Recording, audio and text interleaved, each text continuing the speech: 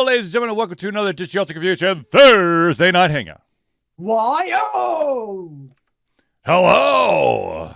No, that was a Y-O. Oh, it's yo backwards, though. This is off to a really weird start here. Ladies and gentlemen, I, of course, am your host, Charlie, and I'm joined once again by the prolific comer himself, Zealeus. Cheers, Mike.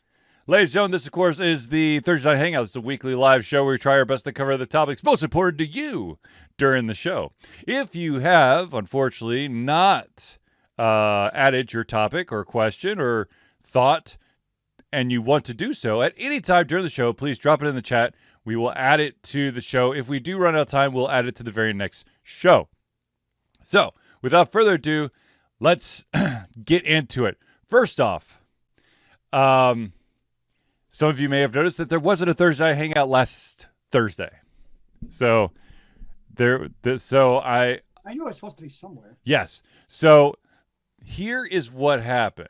I, Charlie, of Ultra Confusion, along with one of our fans, Clark, and my sister and my brother-in-law, went to see the Clerks Convenient Tour, which, of course, is Kevin Smith touring city to city with his new movie, Clerks 3.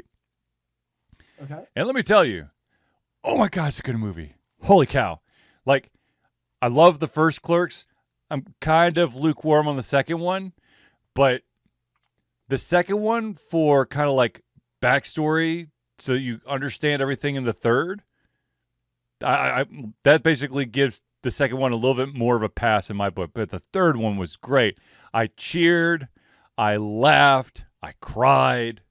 It had everything. So here's what's always funny to me, right? What's up? Like, I'm not a huge Clerks person. Like, it's just not my thing. Yeah. But I'm like, okay, I'm just going to look online. Like, what is the Rotten Tomatoes score of Clerks 3? And This is just kind of in general what I feel like happens with movies. Uh-huh. The tomato meter, which I think that means it's like official real reviewer. The critics. 63%. Yep. Would you like to take a wild guess, like a ballpark of the audience score? Okay, what was the critics' number? 63%. 63. So I would say that the audience members probably put it like an 86. Really? 92? 93, buddy. Yeah. But like, that's what happens. Like, I feel like that's so common where, like, you know, it's people love it, and then critics like, well, you know, it wasn't perfect, but it's good. Well, it's just kind of funny to me. Well, I think the other thing is that once again, like, this is the third movie of the series, and I think that if you were to watch it, there are a lot of references in this thing. So I think if you are not a fan of Clerks, if you're just kind of oh, this seems interesting, I want to watch it. Which would be me, honestly. It's not. I mean, if in the movie someone says 37, do you know what that means? No idea. Okay. Then yeah, you're probably not getting as much out of it as the people who really like Clerks. I mean, it's just that's fair. It would be like watching Avengers Endgame without having seen the other Avengers. Like, true. If it's a certain iteration of a series, that's fair. Actually, probably better now, would honestly be Lord of the Rings, because that's your trilogy. Yeah. And sure, on its own, Return of the King is a good movie, but having the first two make it like the perfect movie. So I definitely think dictating a movie's quality or predicating it upon the previous ones is perfectly valid in my book. Yeah. But anyway. Another example is like Black Adam. Tomato meter. What's the tomato meter say? 40%, 40. Yeah, and what do the fans say? 90%, 90. Interesting. So it's just like another case of, like, you know, the critics say one thing, but then the fans are like, it's just a fun, enjoyable movie. Yeah, I heard that it was better than a lot of people expected, but it could have been more. That's what I've heard from people. Well, my understanding is part of it. I'm not a huge DC person, but like Black Adam is the definition of anti-hero, and he does like bad things in the comics. But The Rock also has an image. Yeah. And he's not going to go full Black Adam, basically. Yeah. So it doesn't mean it's not going to be a good movie. It's just probably not going to live up to what, another African-American male actor may have done. The Rock's not going to necessarily do what could have been darker things, which I get, because that's why The Rock is the most profitable movie star in the world right now. Mm-hmm. I'll probably see it someday. Yeah, I'll see it eventually. I mean, it's not at the top of my list by no means. But what is the top of your list that you have not seen? What is the top of my movie list? Ooh. I'm not exactly sure, to be honest with you. I'm sure there's something out there that I'd like to see. Sonic 3 to see if it could continue to go. I dread the chance to see the Super Mario Brothers movie, because I think that Chris Pratt's just going to shat all over it. Yeah, that's nowhere on my list. I'm trying to. I don't. I'm sure there's something. I'm just not that. I mean, I watched Clerks 3. That was my big one. So, I get that. But anyways, but yeah. So Clerks 3, and then now I'm back. Also, funny story. But at the end of last Thursday, or not last Thursday, but the previous Thursday, the last show that we did, I said that we had some Ultra Confusion merchandise coming, and that I would showcase it for you Sunday night and Tuesday night, and then the next Sunday, since I wasn't going to be here on Thursday. So that Sunday night, I forgot to turn my camera on. And then Tuesday night ended up being my son's basketball draft, so I wasn't here to do it. So this past Sunday, God, I hope I had the camera on. Anyways, long story short, I'm wearing the Ultra Confusion hat for everyone to take a look at, and then I also have the Ultra Confusion sticker right here in my hand. They are available at ultraconfusion.tv, and if you just click on the merchandise link there, you go straight there. Very nice. Speaking of merchandise, or I guess campaigns or whatever, Code Warriors RPG, the latest game from Nerdburger Games, has successfully been funded, which, no surprise. I mean, Craig usually... I don't think that Craig's had a failure yet. His initial goal was $5,000, and they ended up raising almost $17,000. They raised $16,934. So hopefully in April of 2023, because that's where he's aiming for, I'll get my book, my dice, and my Dice 10 for Code Warriors. So congratulations to Nerdburger Games, a.k.a. Craig Campbell, for yet another successful Kickstarter. And of course, if you want to know the beauty or have any, how the heck do I do this weird Kickstarter thing, Craig is the man, the myth, the legend, who knows all of the ins and outs. Indubitably. Now, I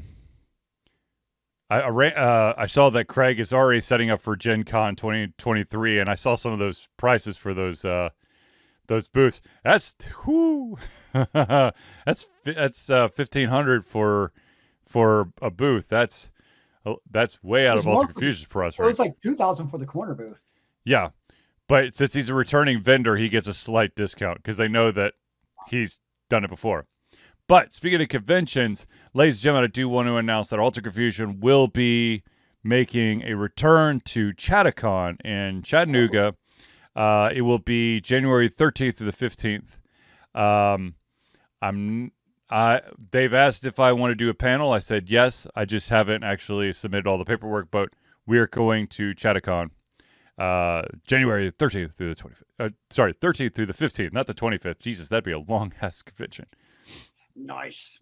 it's Chattacon. I would equate it to like a buddy convention. It's kind of like just a step up from an Andocon. So it's just like you're not going to see a lot of foot traffic there, but you're going to meet some very interesting people, and I'm hoping that the spooky dudes, who are the guys that were Vitamin Geek, will be at that one, because that's where I saw them last time, was Chattacon, whenever the last Chattacon was. And we got to hang out, so I'm hopefully looking forward to hanging out with them. Very cool, sir. And one other, PSA real quick, ladies and gentlemen, it is very important for your voice to be heard. And so Ultra Confusion would like to remind you that if you are of the age 18 or above, please go vote. I did it today. Here's my sticker to prove it. I am a Georgia voter. So the election is actually on, was it November 8th, I think? Sounds right. 8th or 10th, whatever. Anyways, go now so you don't have to worry about it later. Go vote. See ya. Not now. The polls are closed, Zealeus. Jeez almighty. No, I got my absentee ballot. I gotta go do it now. You just told me. Oh, Zealeus.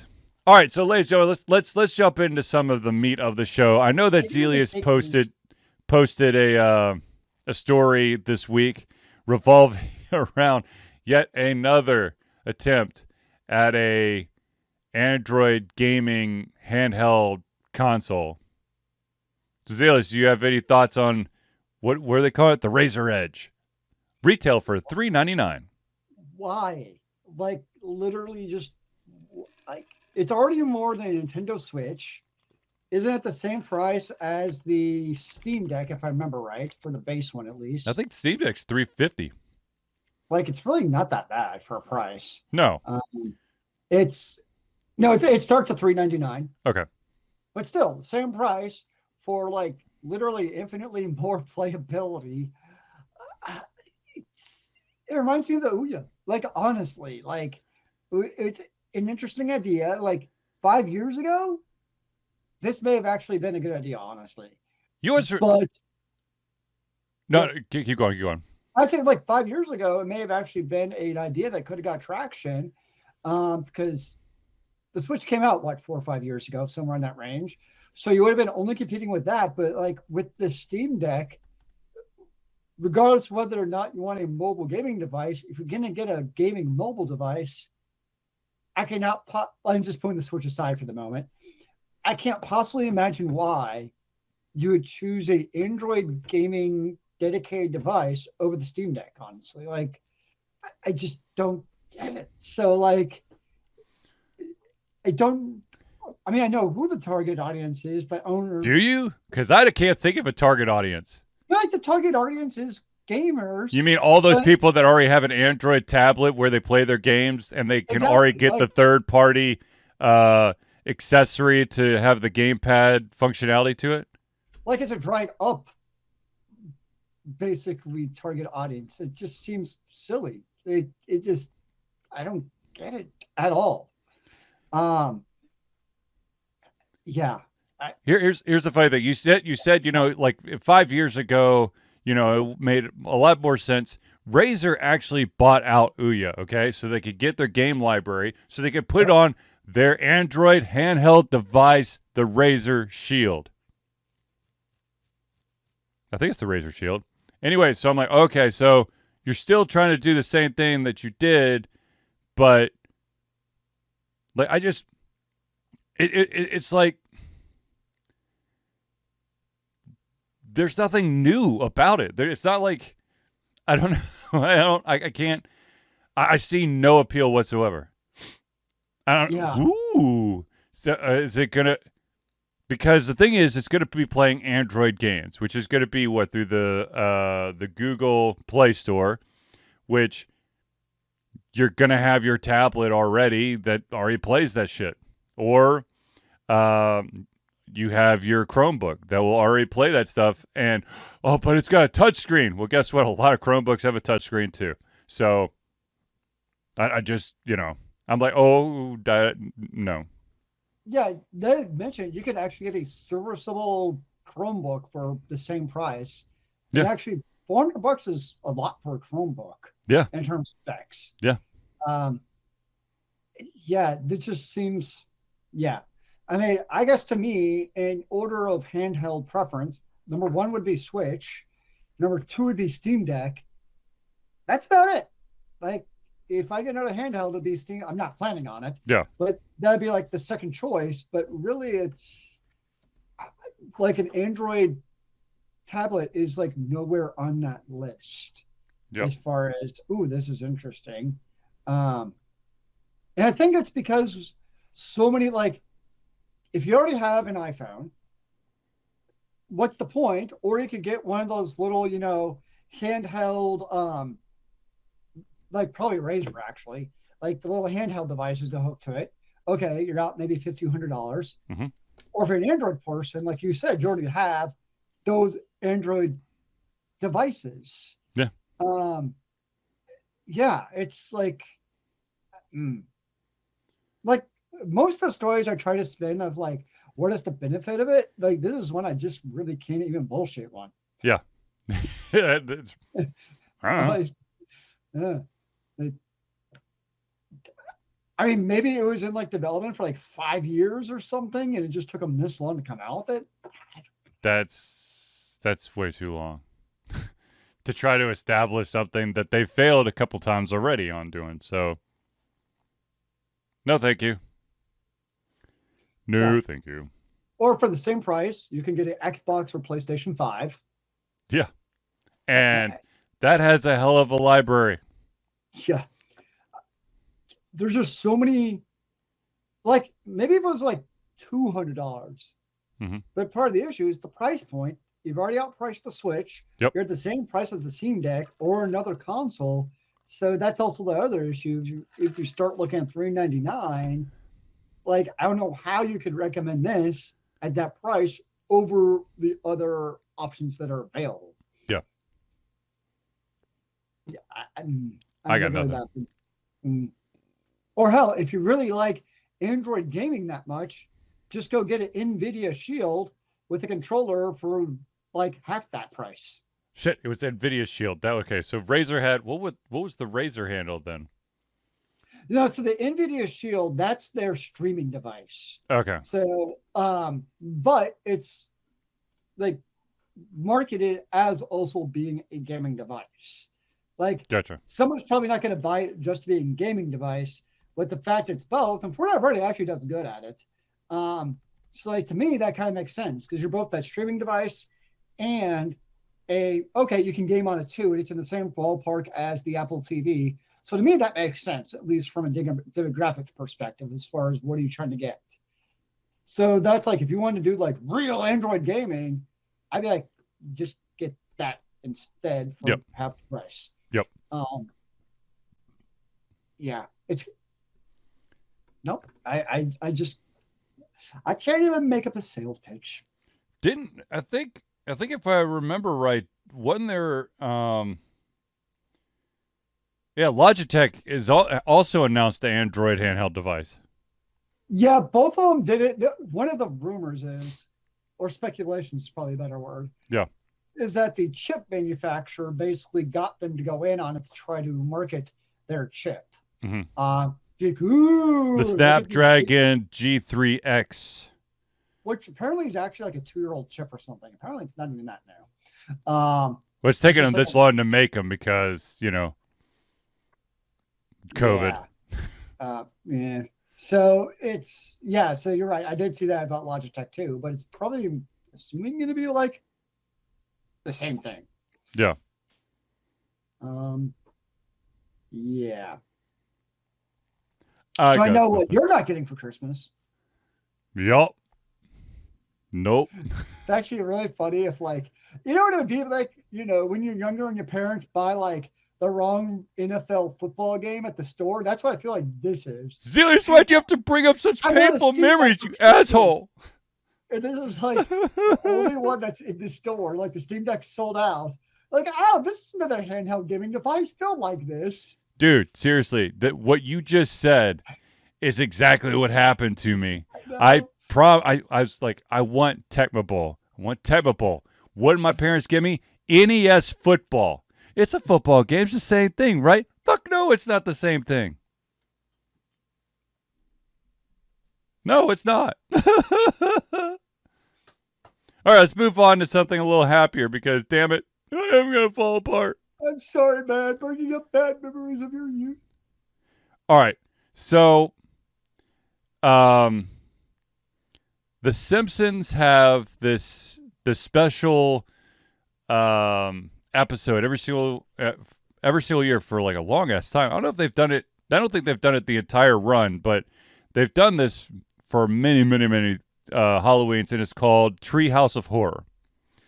And this one is already making splashes because of the fact that one of the stories in there is going to be called the Death Tome, which is an homage to Death Note. And so that part of The Simpsons is going to be done in like in that anime style.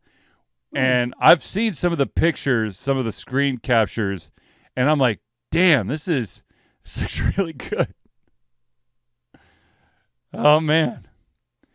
But so according to Wikipedia, yeah. Answer your question, yes, every year since 1990. Really? Has had a Treehouse of Horror? Yeah, every year's had one. Wow. That is nuts. But look, I mean, and the interesting thing is that I don't think that there's been many out of that full run. There's been many times where the Treehouse of Horror, the entire episode has sucked. There's always been something awesome about it, and this potentially could be that awesome thing.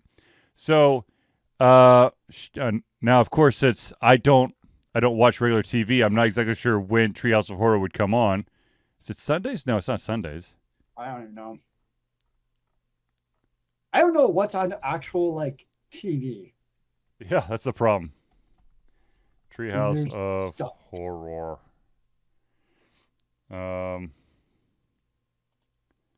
Let's see here. Right, okay, so the first one was October 25th, 1990, but where's oh gosh, I guess I have to put it in 2022. You must get what are you looking for? Trying to figure out exactly when October 30th. October 30th, okay, so that would be Sunday. Yep. So Sunday night, I was right. Then my first guess was right. Haha. Look at that. I might. Well, I'll watch it the next day. I'll watch it actually on Halloween because I'll be streaming during the show. I'm sure. Yeah. But anyways, yeah, that's cool. I mean, I always loved Treehouse of Horror. Since I grew up and I'm allowed to watch Simpsons now. Thanks a lot, Mom and Dad. But I just want to give everyone a heads up, though I'm pretty sure that at this point, because the story is kind of big, most people know about it already. Now, speaking of big stories, let's talk about the fact that new seasons of Doctor Who will be streaming on Disney Plus in 2023. But where can you get the old episodes? Zealeus, please tell. Please tell. On HBO Max only, if you're outside of the UK, I should say. So it's like, great. If you want to watch all of Doctor Who, you need not one, but two simultaneous streaming services to do it, which is just another further way to piss off your customer base. Regardless of the show, having customers required to basically go to different platforms is just a terrible customer experience in any regard, in my not so humble opinion. I agree, but at the same time, unfortunately, I mean, you look at well, I guess now that Futurama's on Hulu, you could probably watch all of Futurama on Hulu, I would assume. Right? I don't even know. Yes? Actually, yes. Well, yeah, because I was going to say, well, because Futurama originally was a Fox show, but Disney owns Fox. So, yeah. Well, at least that has an excuse of being potentially different owners. Right. Doctor Who doesn't have that excuse. Right. I mean, Futurama was on Fox and then Comedy Central and now on Hulu. Yeah. So it's just from a customer perspective, it's just obnoxious. But welcome to the streaming era of 2022. Now, I do want to point out there is, the exciting news also broke over the fact that for 3 Doctor Who specials, the 14th Doctor will be reprised, or that role will have a very familiar face. Some people would say their favorite Doctor, and that, of course, is David Tennant is coming back for 3 specials. Before, I know I'm going to mess up the name. I'm going to try it anyways. Nkuti Gatwa, who will be the first African American. Well, no, that's not right. I guess the first African male Doctor.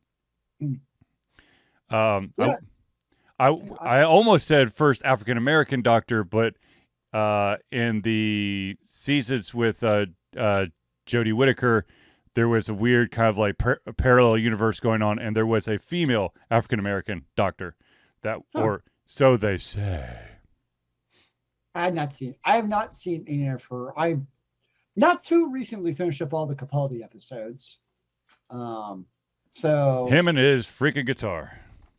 And the glasses. Don't forget about his glasses. But of course, gotta have those sunglasses. I'm excited though to see Mr. Tennant, who I think is the best Doctor, but that's just me. In my perfect little world. I would be very curious to, from when they, they rebooted it. So I'm not talking like, back in the Baker days. Yeah. But Tennant and Matt Smith, I think those two are jockeying for everyone's favorite Doctor. I'm not Capaldi. Jodie Whittaker, I know, ruffled a lot of feathers. So I really like Christopher Eccleston, but he just didn't have a very long run. Well, he didn't. I don't think he truly understood, like, what Doctor Who was, and because from my understanding, he's done interviews after the fact, and he has deeply regretted the fact that he didn't stick on for longer. After he's seen, like, how much the fans to this day, there are people who consider, still think of him as one of the Doctors. Well, he is. Oh, I know, but I'm just saying, there's a lot of TV shows out there that once you're done with the show, they kind of like excommunicate you from their fandom. Yeah, no, that is true. I'd agree because you look at really what it's done for Tennant and Matt Smith's career. Was very much a launching point, and I think that was in not insignificant part due to their longevity on the show. They had a couple of great seasons with a couple of really cool arcs in their shows that really kind of showed off, and now they've gone on to do, bigger and better things. And I think that's something Eccleston probably did miss for whatever reason. He was only on the one season, and I do think he definitely could have easily done a couple more seasons like a Matt Smith or a Tennant. He was definitely a quality enough actor in what he was doing with his companion Rose. They had something good going. Which, ladies and gentlemen, if you're curious, yes, Zealeus' cat is named after David Tennant's love interest, Rose. So she's also my love interest, in case you haven't noticed. Speaking of David Tennant, this is something I really need to get back into. I only watched the first 2 episodes of it, but there's going to be season 2 of Good Omens coming, which of course stars David Tennant and Michael Sheen, which of course is a Neil Gaiman product, so it's going to be good. I had not seen any of Good Omens. It's been somewhere on my list, but I just haven't got it. Yeah, I feel like that's a show that you kind of just have to hunker down on. I don't think it's one of those you could like watch an episode here or there. I think you, and the way that like I said, I watched the first 2 episodes. I'm like, all right, but then I kind of got sidetracked. And for me, if it's that kind of like story-driven thing, it's really hard to get back to it because they're like, wait, what? This guy, what happened? Because there's a lot of setup in the first 2 episodes. I've actually been watching Rings of Power. Have you seen that? No, I have not. That's the one where they just had a big reveal, right? I haven't finished it yet.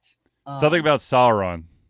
Yeah, all I can say is some of the people hating on it just need to Calm down. stop being dumb. Well, Like, welcome to internet trolldom. like if you take it as being a Lord of the Rings thing, Yep. send that world with like elves and hobbits and orcs, it's great. I'm thoroughly enjoying it.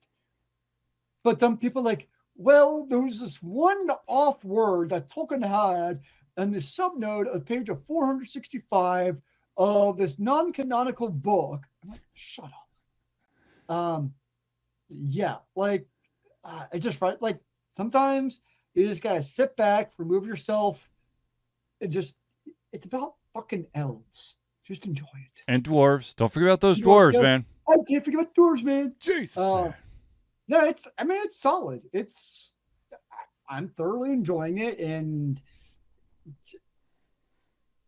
yeah. Sweet. What am But I I don't want to watching? give anything away, so I don't want to say anything. But it's solid. I've been milking this show, but I finally finished the first season. I'm hoping it's the first of many seasons of Welcome to Wrexham.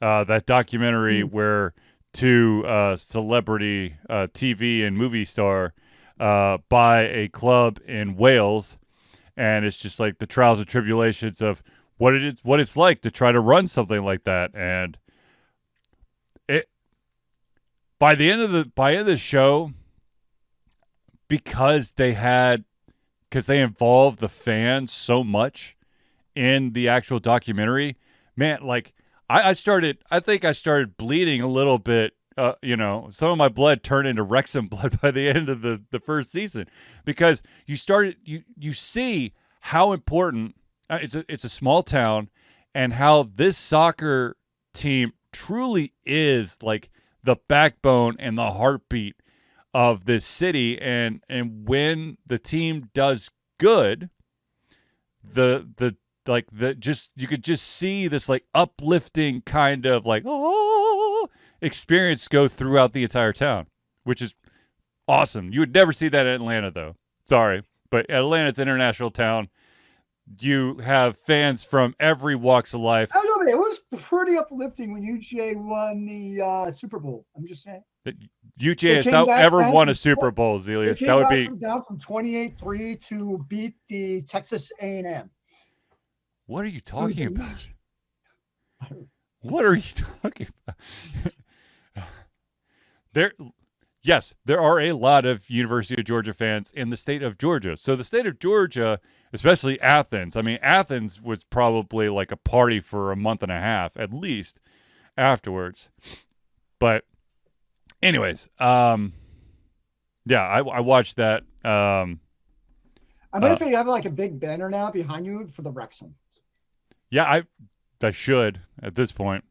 But hey, Ryan Reynolds, if you want to, if any of your multi-million-dollar money wants to put a banner behind me, and I'll support Wrexham.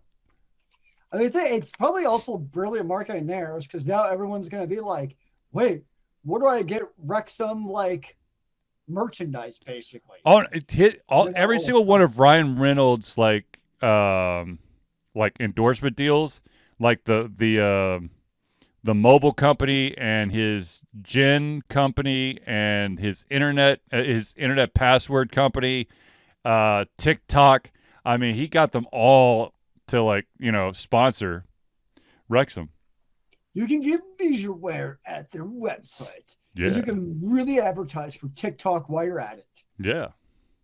That is what's so different, like for me, from like American sports versus mainly soccer, is I feel like most soccer kits, like if you purchase them, you're like advertising largely for, TikTok or American Emirates or whoever it is. Yep.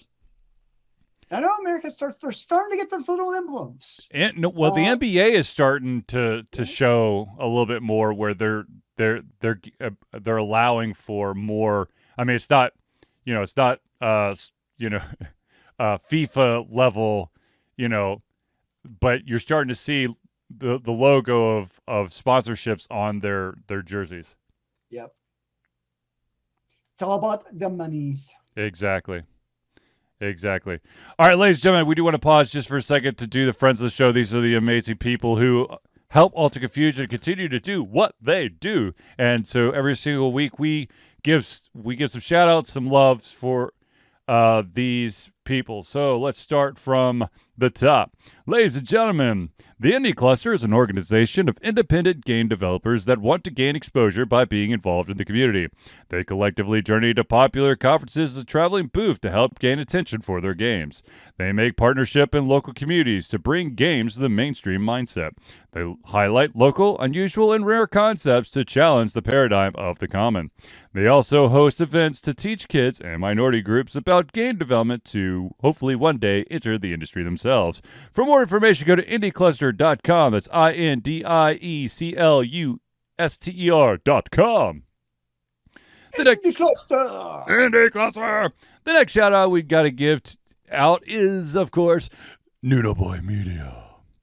Founded in 2015 by Andrew Tran, Noodle Boy Media, previously White Kid 47 Media, is your choice for professional photo shoots and panel recordings at conventions. They pride themselves in providing a high level of professionalism, top-notch experiences, and quality services. If you want more information and to view their full list of services, check out facebook.com/noodleboymedia today.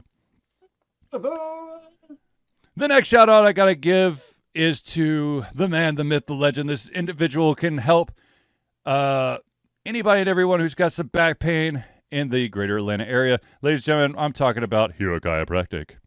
Hero Chiropractic is a unique healthcare practice set up by Ryan Moore. The company's focus to elevate a patient's experience of freedom, creative expression, and joy.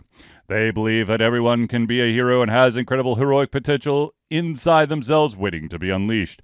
Hero Chiropractic focuses on mobile chiropractic care in the greater Atlanta area. They are committed to healing clients by creating a plan of action uniquely suited for each person. They make that plan of action as convenient and affordable as possible, and most importantly, suited to your individual needs. For more information, go to herochiropractic.com. Now, the next shout out we got to give is to our audio mastermind, and that, of course, is Crosspad Creative. Need a new logo or want to work on a full branding and content strategy? Or maybe you need music or audio for your content, just like Alter Confusion. Crosspad Creative offers a whole host of solutions for individuals and small businesses. Just email Josh at crosspadcreative@gmail.com and see what he can do for you. Now the final shout out we got to give is to the man who has been supporting us the longest, and that of course is Agile Axiom. By day, Axe leads both a development team and system administration team working with satellites at NASA's Goddard campus.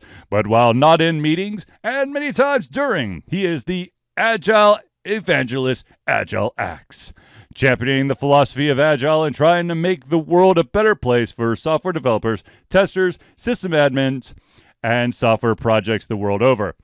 Decades of experience in software development and leading Agile teams are brought to bear against evil processes, ineffective work, and bad habits. For more information, go to agileaxiom.com. That's AGILEAXIOM.com.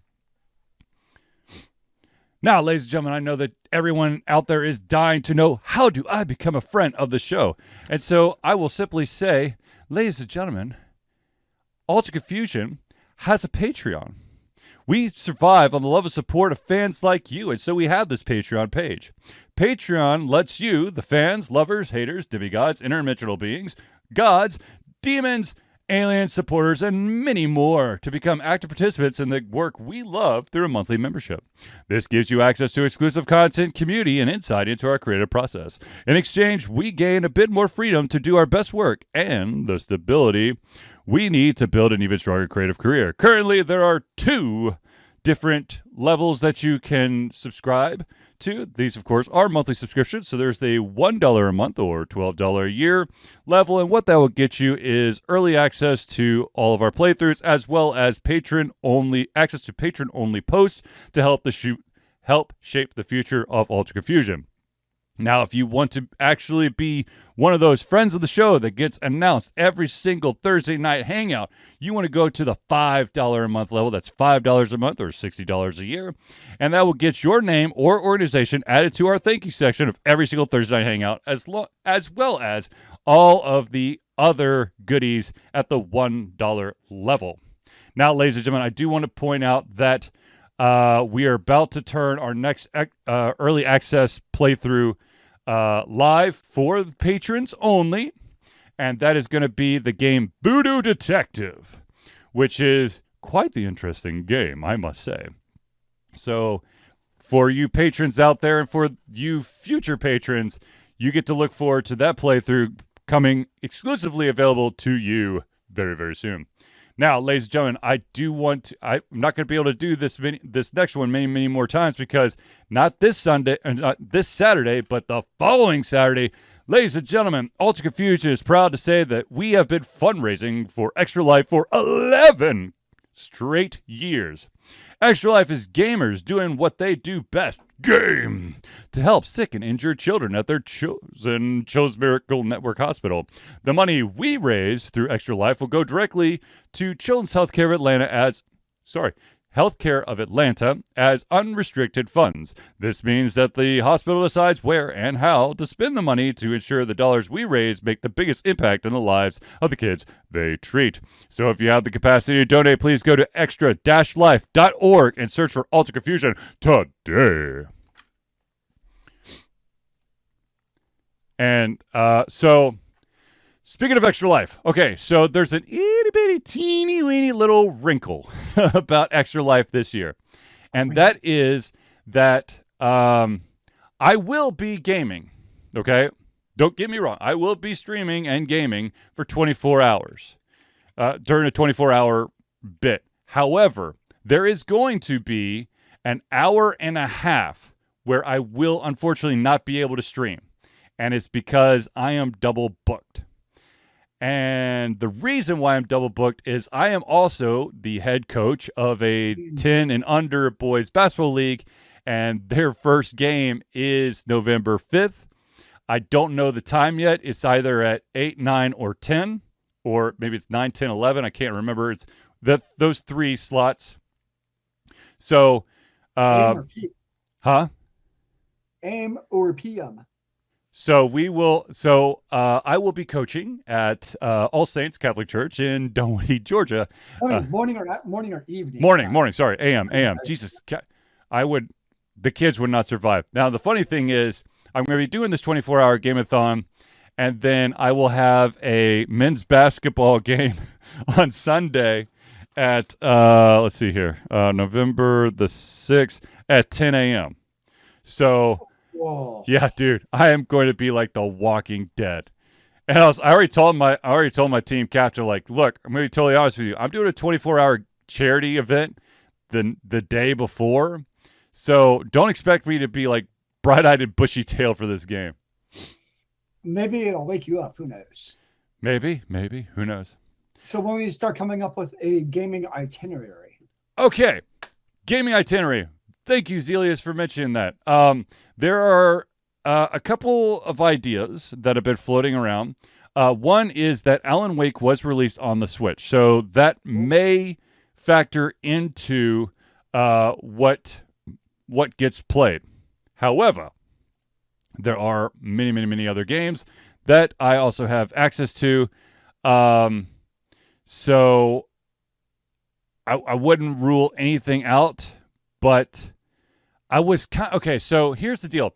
I was kind of there's a new game that everyone's going, oh my god, it's awesome. Let's do this game. It's called Scorn, and I streamed it Sunday night, and maybe I'm doing something wrong, but oh my god, the game is boring.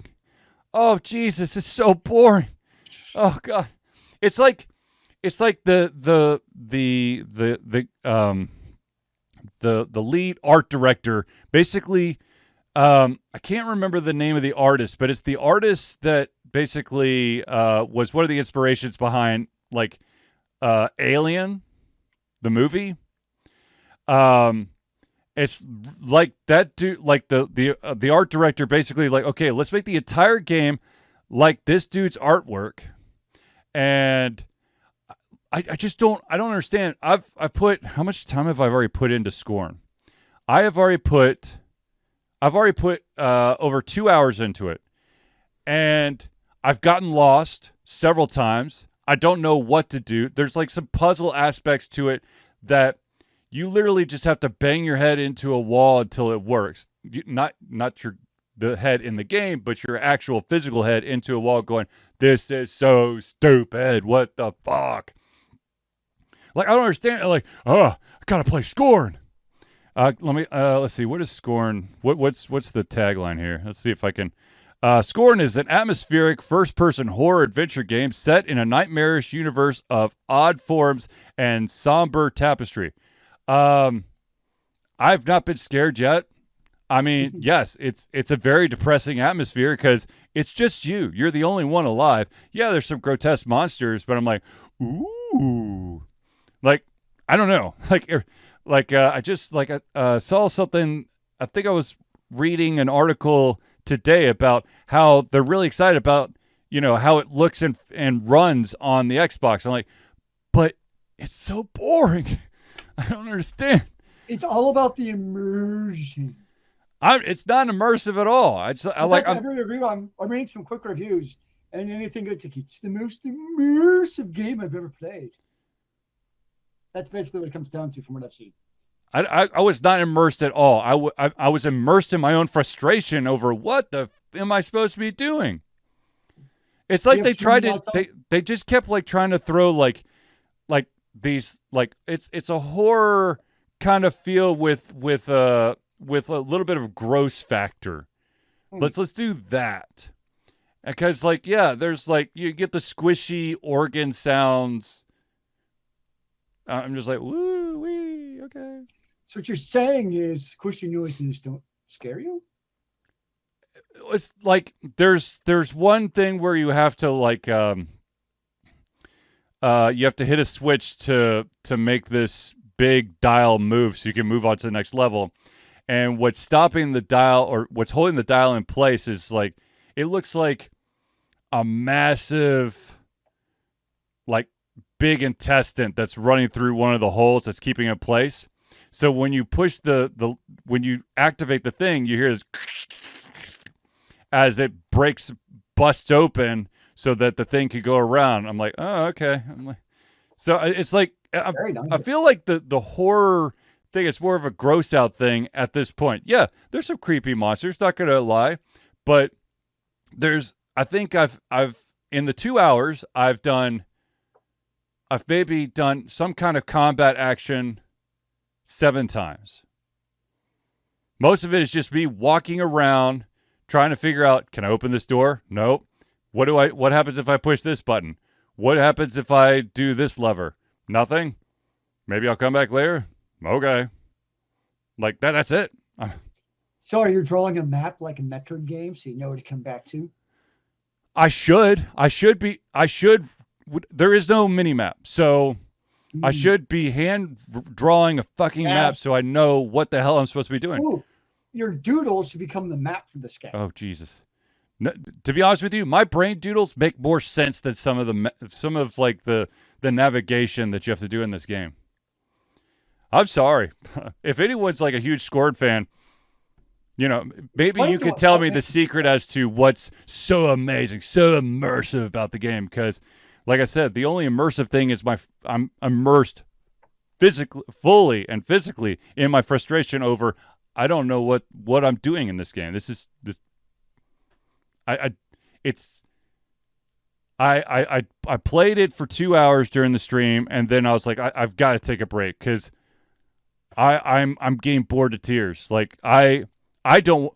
Here's the thing: there are certain games that I play that I know would be like nails on a chalkboard to watch someone play, but this is like while playing it, I feel like nails on a chalkboard.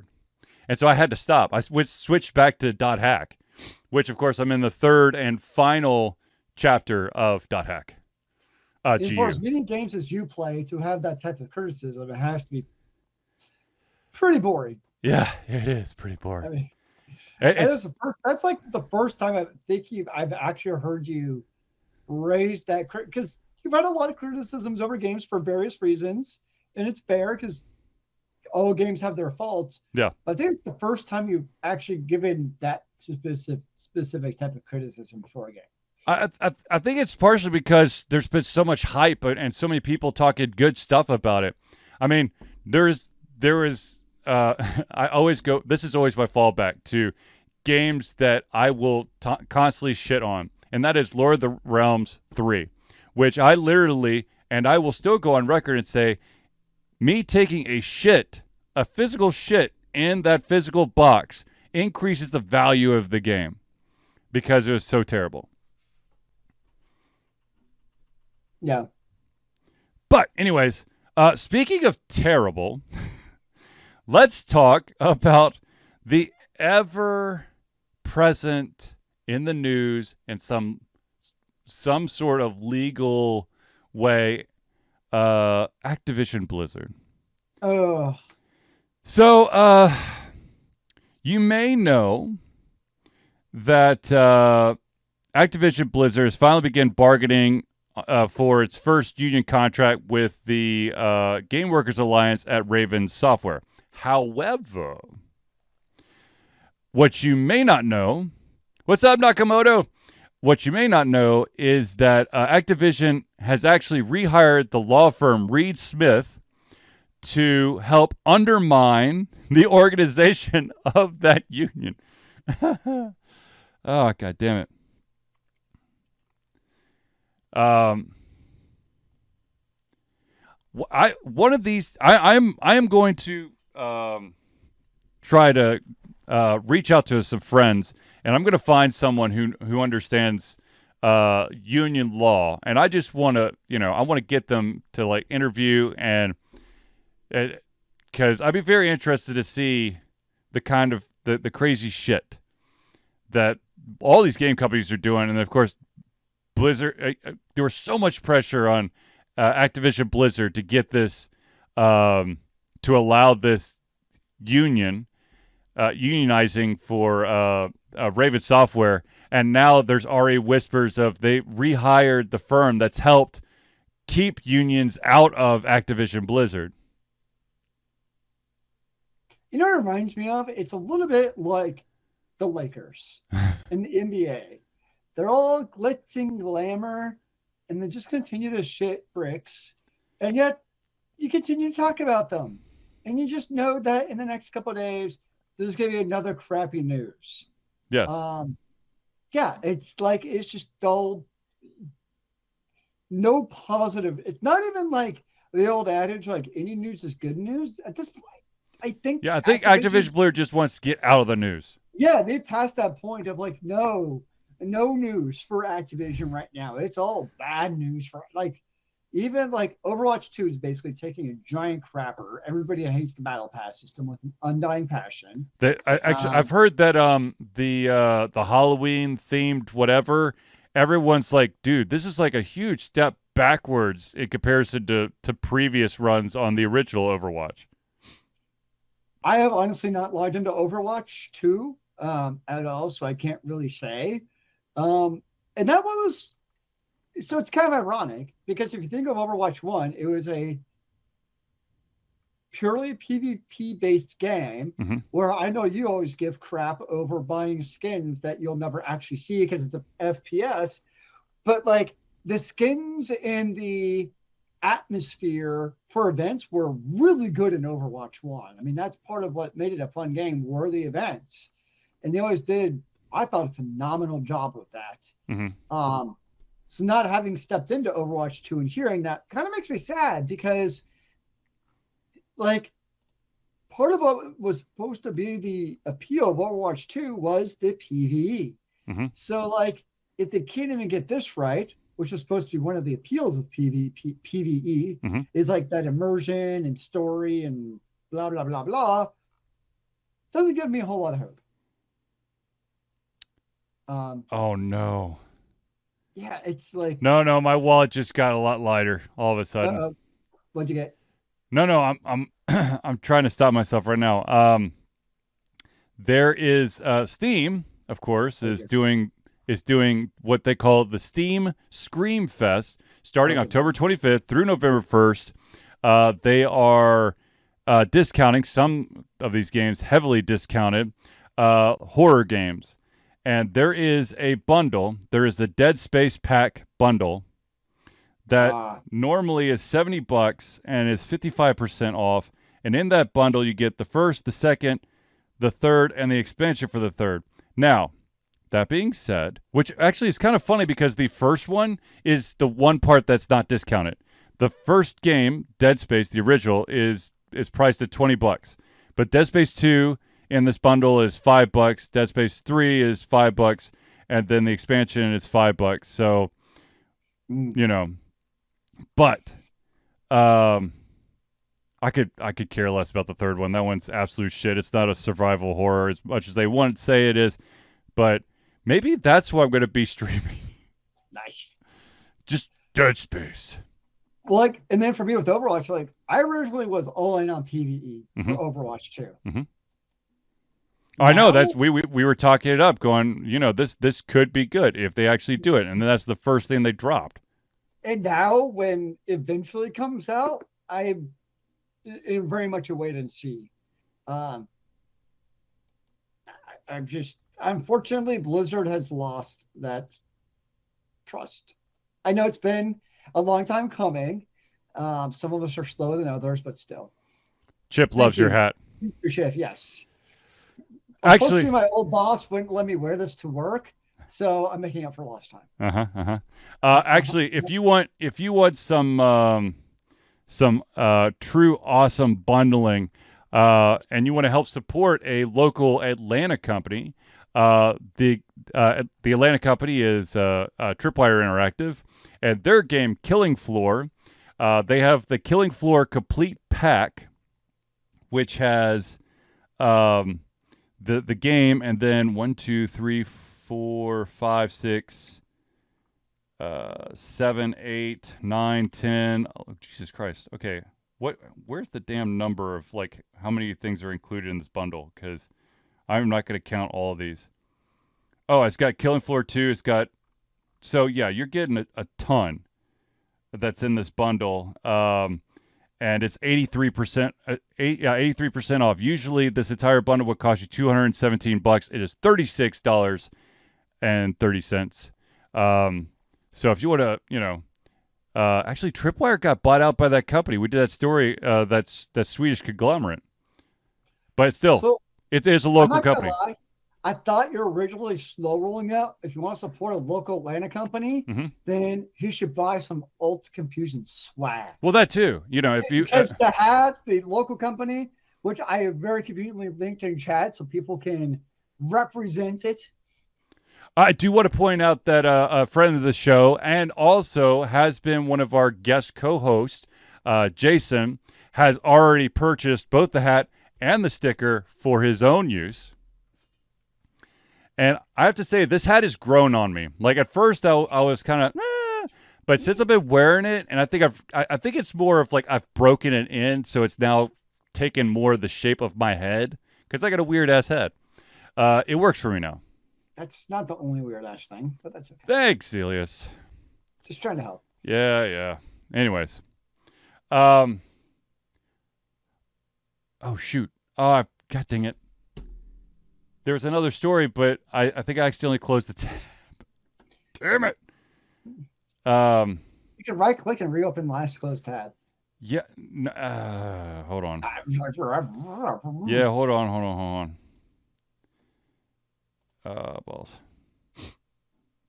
While Charlie's desperately looking for something, Zealeus, was there any other bits of news that you saw this week that you wanted to bring up? At this point, I don't remember what's happened this week. Touche, dude. Touche. Yeah, Usually you remind me because my brain no work. well, there is that. Um, I must be doing something wrong because I can't. I did that. I did that. I did that. Oh, so if I know that we probably don't have a huge amount of, well, maybe, I don't know. You got a bunch of Call of Duty people out there, but there is a warning going out. Do not change your location to try to play early because it's going to completely jack you over. Was it like geolocated based on where your release date is for the game? Yes. Hmm. What did I just kick? Oh, the controller. Oh, I thought maybe you kicked a small human. No, no, no, no, no. No, no. Now, Zealeus, I know you're not a huge horror game player, right? I think like Resident Evil 4 is probably like the only one I've actually really played. Yeah, So no. there's a bunch of, because we're so close to Halloween now, it's every single website I feel except for Alta Confusion, right now, has one of those one of those polls of what is the scariest game ever. And to be honest with you, and I'll still say this even if people don't believe me, I still think the original Condemned was the scariest game I've played because it's the only one, like I said, that made me turn on all the lights after playing. Yes, Dead Space, definitely some good jump scares. I'm looking at the list on Game Rant. They got Resident Evil, which of course there's some good jump scares there as well. Silent Hill, yes. Alone in the Dark. I don't know if I actually played Alone in the Dark, to be honest with you. Outlast, never played it. The Dark Pictures, that's creepy, but I wouldn't say it's like the scariest. Actually, one of the Dark Pictures games is one of our playthroughs that we had an early access of. I believe it was called, let me double check real quick. Dark Pictures. Of course, it pulls up Scorn, which we just had that chit chat. Dark Picture. It's just because you need to play more of it. I will try. Man of Medan. It's basically it's really, most of it is you're just walking around and your decisions do shape your game at the end. And yeah, there's some creepy stuff. There's some definitely creepy stuff. But one of the games that I need to go back and play it again is Little Hope. That's the next Dark Picture anthology that I will be playing for an early access. Actually, that might be the next early access, to be honest with you. I do have one game you need to play when it comes out. What's that? A true Master of Magic remake. Is it? Oh, Lord. Hold on. Supposedly it's actually coming this time. Hmm. It's not just a fantasy that may or may not happen. So this is an Elemental? No, it looks like this is literally just an upgraded like reskin versus an actual remake. This is just make it look nicer. But wait. Isn't there already one on Steam? No, but this is a remake. I know. I'm just giving you a hard time. I know, Zealeus. I know. Don't kid with me about Master of Magic, man. I'm sorry. I didn't mean it. Too seriously. But yeah, let's see. What are some of the other ones? Fear, Dead Space, the first two, yeah. Five Nights at Freddy's. I could never figure out that game. Just couldn't get into it. But there's a lot of Five Nights at Freddy's. There's more than 5 nights. That's all I have to say because there's like 4 of them. So that's 20 Nights at Freddy's. If you could take that much.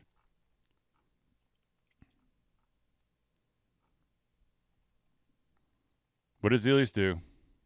No, okay. So here's what's funny. So I was looking at Master of Magic. Yep. And I'm looking at their developer blog. Mm-hmm. And their first line is Master of Magic, that it is the game which essentially invented the 4X genre back in 1994. I'm like, no, that was Civilization 1, which came out in 1991. basically invented the genre. Yep.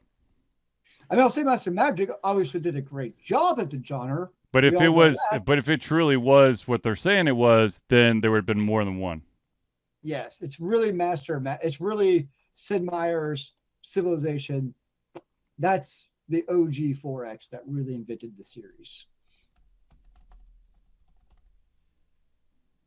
There it is. Okay. Here's the tab I closed by accident. CD Projekt Red has announced that they are doing a remake of the original Witcher utilizing the Unreal Engine 5. Which is also what they're doing the next. Yes, the I next think Witcher they're doing game. Everything in UE5 now, basically. Which, of course, I'm like, all right, probably gonna buy it. Because I've played all the Witchers and I enjoyed all the Witchers, and I feel like in some respects the Witchers have become more tame as it's gone on. I feel like the first one was more, European freedom with like nudity and that type of sensibility, and then as it's become more of an international hit, by the third one, it's cleaner. Had to make it more acceptable in more countries. Yeah, I could see that. And I know this. I know I've said this before, but I'm going to reiterate it.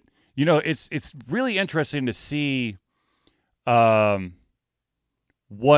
video game developers have to do to get their game into certain countries. And yes, nudity or violence, blood, gore, subject matter, that definitely plays into it. But what some people don't understand is there's also like certain color palettes that you cannot have in certain countries because certain colors mean certain different things. So I'll have to do some research and pull and find this. But I used to know a website that had all the different color palettes for Sora from Kingdom Hearts, because Kingdom Hearts should be, a universally, acceptable game. However, Sora's outfit has to be different colors depending on what country the game's in. It's like the Bloods and the Crips, man. You just can't wear the wrong color. Well, it's like in certain cultures, red means something different, or yellow means something different. It's like, fun fact, if you ever go to any of the Disney theme parks and you ask for directions, you will always have the person giving you directions point with two fingers, never one finger. Because one finger is obscene in certain cultures, where two is safe and basically universal. So, yeah. Huh. So if you ever go to like this like international theme parks, you'll always see that people point with two fingers, not one. So, fun fact. Also, since we're giving out fun facts, did you know that by the year of the death of our first president of the United States of America, George Washington, the first dinosaur fossil had not been unearthed, which means that when George Washington died, he was not aware that dinosaurs ever roamed the earth. The more you know. What a tragic life to lead. I know. Seriously. Like, if I didn't know it'd be like not knowing that aliens exist. It's just not worth living. They don't exist. Come on, man. We're the only ones in the universe. I'm gonna throw this rock for the internet at you. We're the only ones. There's no one else. There could never be anyone else. Are you seeing the X-Files is lying to me every time I watch it? I want to believe, but I can't. Oh, you had me for a second. I'm so sorry. If you have Netflix, I highly recommend that you check out Cabinet of Curiosities by Guillermo del Toro. He is the executive producer, and a bunch of, I guess, like-minded individuals have these little shorts that are about 45 minutes long. And I watched the last one, and I think I missed the very beginning of the opening credits.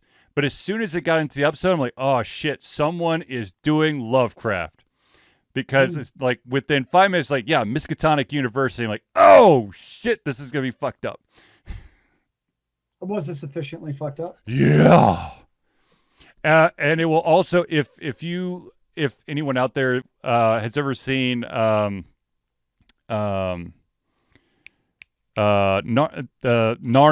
Chronicles of Narnia, Prince Caspian, that main character, the guy who plays Prince Caspian, is the lead in this, as well as an actor who has always been really super creepy, Crispin Glover. And you put the guy who played Prince Caspian, Crispin Glover, and then put a Lovecraftian spin on it, it will mess with you up to the end. Though I kind of guessed what the end was going to be. I was like, oh no, the dominoes are falling all the wrong way. This is going to be bad. But to be honest with you, I think I might have accidentally binge watched the first 4 or 5 of those. I think only one has had a happy ending. The rest of them, and it wasn't really happy. It was not happy. But you kind of like, yes! The rest you're like, oh, crap. I just hate those accidents where you just let autoplay play or you accidentally click next multiple times. It's a terrible, tragic thing to have. See, I could say that, it's just audio play in the background, but I will fully admit that I clicked, am I still here? So I only have myself to blame. Okay, I've only got myself to blame. But yeah, definitely highly recommend. I mean, I always love Guillermo del Toro's stuff. It's just when he announces stuff, I'm to the point where I'm like, okay, it's a 50-50 shot if this thing actually gets made or it gets shelved. But if it gets made, it's going to be awesome. It's those creative, zany ideas. Exactly. And I love creative, zany ideas, especially ones that deal with, like, the sci-fi horror genre. Then, yeah. Sounds like he needs to make a Dead Space game. I want to say he was tied to a game for a while, but I don't remember. Let me see. I'm going to check it real quick. Hold on.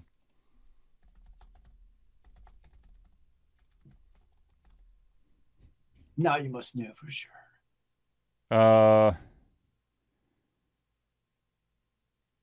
He previously worked on 2 high-profile video games, neither of which ever ended up being released. So he's basically like, nah, yeah, I'm not going to do that.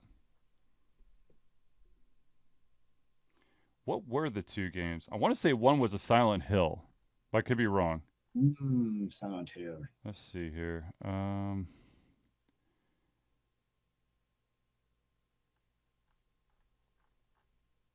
to remember. That's right. He was working with Kojima on the Silent Hill title PT. And then Kojima and Konami had that really messed up breakup. And then Kojima went on to form his own company, Kojima Productions, which, of course, I got this bad boy from, and all of the proceeds for this go to the Ukraine Relief Fund. But that's right. Yeah, that was getting Kojima and Del Toro was like a fucking dream team, and then Konami pissed all over it. So that'd be interesting. It would have been. All right, ladies and gentlemen, we have reached the end of our show, unfortunately. But I do want to thank everyone who came out and watched, and of course those who are watching this on YouTube or listening to this via your favorite podcast host of choice, be it on iTunes, on Google Play, on Pandora, Spotify, Odyssey, and whatever other ones there are. I swear, like, I get emails about, hey, your podcast should be on this. Sign up for free. I'm like, okay, sign up. So we're on a lot of podcast distributors. So many choices. Yeah. So anyways, hopefully you enjoy what you hear and you tell all your friends. And of course, as Zealeus put in the chat, if you go to ultraconfusion.tv/merch, that's MERCH, you can get one of these bad boy hats or one of these vinyl stickers, which this one is destined for the back of my car. But I might actually have to buy another one because I want to put it on a laptop too. Anywho, ladies and gentlemen, thank you for tuning in to the Ultra Confusion Thursday Night Hangout. For myself, Charlie, and Zealeus, it's been a pleasure giving you everything come our heads, our mouths, and of course, our hearts. I will be back next Thursday. Zealeus, will you be back next Thursday? Chances are no, but I'll let you know for sure on the bewitching day. All right. If Zealeus is unavailable, I will try to find a co-host. If I can't, I will pilot this mofo solo because it will be the Thursday, which would be a day and a half away from the Extra Life Game-a-thon. So I will definitely have a show next Thursday. So ladies and gentlemen, thank you for tuning in, and we will see you next time. Remember, kids, keep on gaming in the free world. Amen to that, brother.